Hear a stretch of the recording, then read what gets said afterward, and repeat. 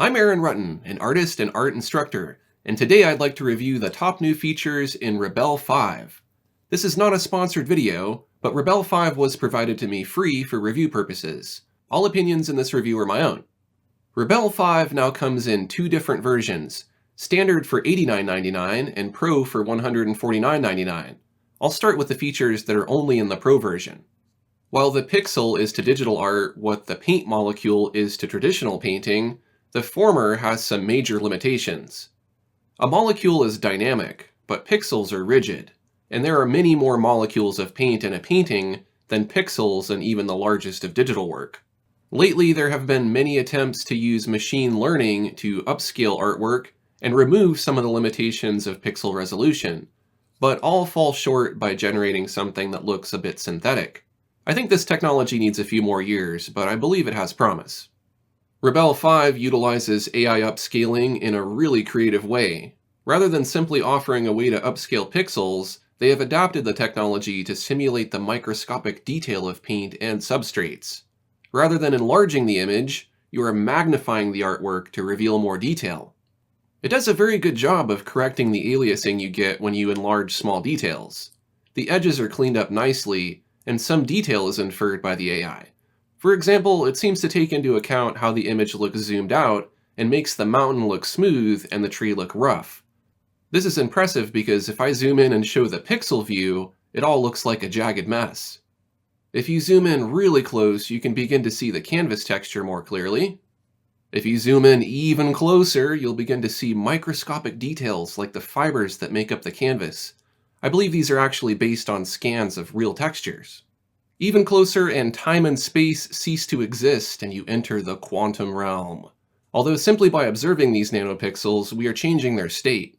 They now appear static, but if we zoom back out and stop looking at them, they will continue moving in mysterious ways we do not yet fully understand. This is a neat way to reinvent zooming into artwork. It really takes the pixel aspect out of painting, which adds to the traditional aesthetic. And it makes me excited to think about how digital art is going to evolve now that AI has become an integral part of the process.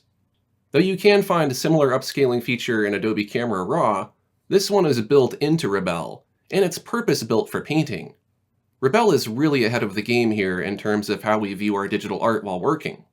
Watching videos of people zooming in and out doesn't really capture how it feels to try this yourself. Download the free demo of Rebelle 5 and give it a go. You can adjust some of the NanoPixel properties. For example, you can increase or decrease the paper or substrate texture, as well as the paint texture. And by changing the type of substrate, you can get different results when you zoom in closely and upscale. You can even adjust these settings while you are zoomed in to fine-tune the texture. I'll remove all of the paper and paint texture. In addition to zooming, you can also upscale and export your artwork using NanoPixel.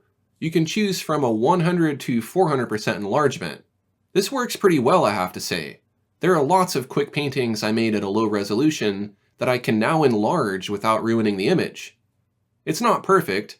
If you zoom in closely, there's sort of a vectorized or filtered look to it, but it's way better than how it looks if I enlarge the old-fashioned way. Just like the old way of upscaling, the main limitation of this technology is that a small image doesn't contain very much information. There is a minimum amount of detail you need to start with in order to get a good upscaling. Even AI can enhance what isn't there, but it's getting very close. There are some hardware requirements for NanoPixel. OpenGL is used for the rendering effect, so the equivalent of an NVIDIA GTX 760 for Full HD or a GTX 1060 for 4K is recommended. I'm using a GTX 1080 and zooming is really smooth, until I go into the quantum realm. But that's to be expected since time behaves differently at the quantum scale. It's also recommended that you have at least 16 gigabytes of RAM, and you're using an Intel i7 6th generation or newer CPU, or the AMD equivalent. On Mac, you'll need an Apple M1 chip with Rosetta 2. Disabling NanoPixel will switch the canvas rendering from OpenGL back to CPU. And yes, you can paint while zoomed in this closely. Look, I just painted one quark of paint. The next Pro feature is a Photoshop plugin that you can use to exchange layers between Photoshop and Rebelle. You'll need to download this plugin by logging into your Escape Motions account, and then install it by extracting the file, and then choose File Scripts Browse and select the JSX installer file in Photoshop. Restart Photoshop, and then look in your extensions for the Rebelle plugin. With Rebelle running, I'll choose Layer Export to Photoshop. When I switch to Photoshop, that layer appears in a new document called Escape Motions. I can add something in Photoshop and then send it back to Rebelle using the plugin. Each time I send layers, a new layer is created. This is a great feature because now I can tweak my layers using the tools and features in Photoshop that are missing in Rebelle. For example, Mesh Warp or the Advanced Color Correction. The plugin is definitely more convenient than having to export and import as a PSD to work between the two applications. And the last pro feature is pigment color blending and mixing. While traditional media blends subtractively, where all of the colors combine to create black, most digital art apps use an additive color model, where all of the colors combine to create white. Long story short, when you mix colors like blue and yellow in real life, you get green. But on a computer, you often get gray because of the way color is blended in an additive space. Though a few other applications can do this, it's great to see Rebelle step up their color game as well. There are two different ways to utilize this new blending mode: natural colors and color pigments. By default, natural colors should be enabled in the edit menu, but you can turn it on and off there. It's important to note that natural colors works with everything but oils and acrylics. We'll come back to that. I'll use the express oils to mix yellow with blue using light pressure to mix the two colors together, and I get green. If I disable natural colors, when I create the same mixture, I get more of a dull green that shifts toward gray. You can see the difference by sampling the colors. The oils and acrylics category requires a separate feature called Use Color Pigments, which changes the way the layer looks to make the colors more vibrant with a natural shift in hue. You can use pen pressure to fade the color to transparency. This will shift the hue to simulate the shift you get when you dilute certain natural pigments. That's in addition to the subtractive color mixing, where yellow and blue make a vibrant green instead of a dull gray. You can enable and disable this as a layer effect. When color pigment is enabled, it will lock natural colors for that layer. The one thing that might be a bit confusing about color pigments is how the color you pick differs from the color you get when you paint with it if your loading is set low or you're using light pressure. If you want to work with color swatches based on traditional pigments, you can even show the color pigment names. Now let's look at the standard features, which are available in the Pro version as well. Based on oils, the Express oil brushes are optimized for speed. They lack the impasto depth and gloss of the oils and acrylics, but that also means they perform faster. There isn't as much lag when using a large brush to cover a lot of the canvas at once. If you compare the same brush size to an oils brush, the additional brush properties create some lag. In addition to flat brushes and texture brushes, there are also some great glazing brushes in the Express oils. Next, we will look at the new mixing palette. You can add blobs of color, which you can sample from or mix together. You can control the opacity of the brush, but it is limited to a round, soft edge. There's a mixing tool, but it tends to mix in the white from the palette until the paint is gone.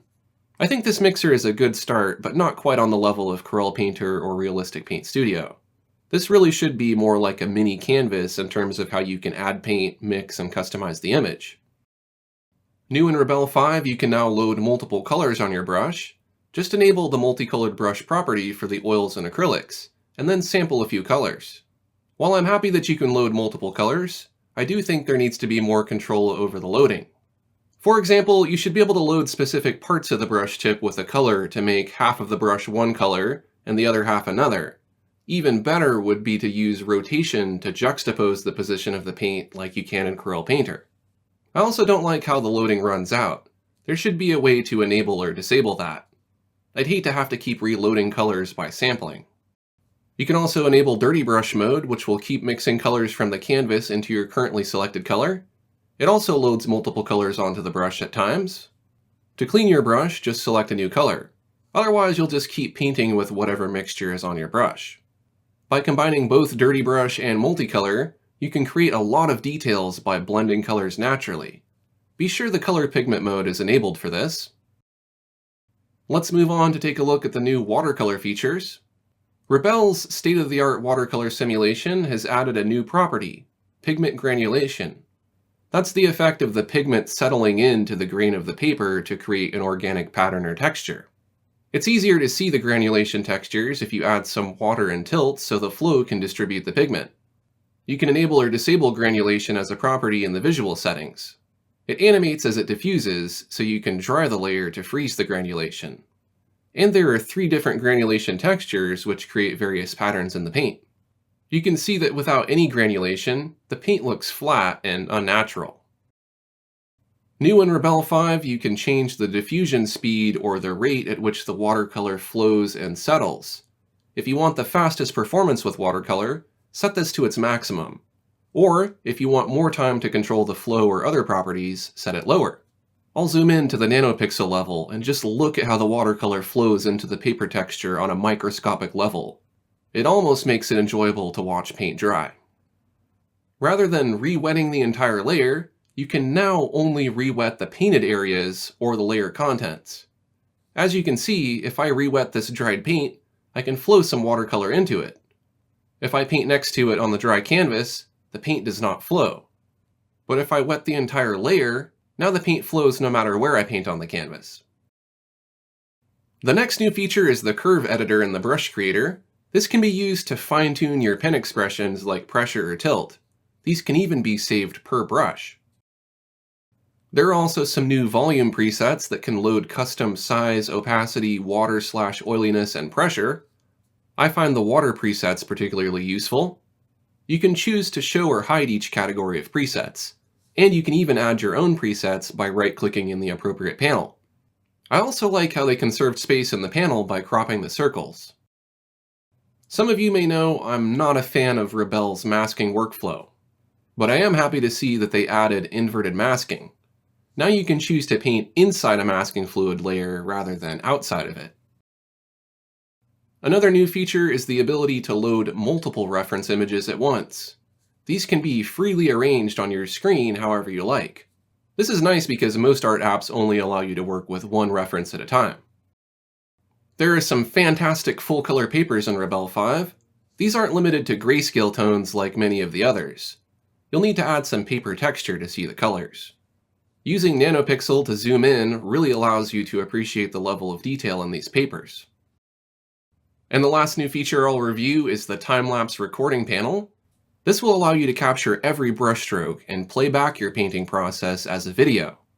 There is a record and stop button you use to capture the recording, but first you may want to set the video options. There are some robust options here, from the capture interval, which is how often to record an image of your canvas, to the frame rate, codec, quality, and resolution. As far as time-lapse recording features go, this is one of the best. That's it for the top features in Rebelle 5. If you'd like to purchase Rebelle 5, there's an affiliate link in the video description. And for more Rebelle tutorials, become a subscriber or member of my channel today. Thanks for watching, and I'll see you next time.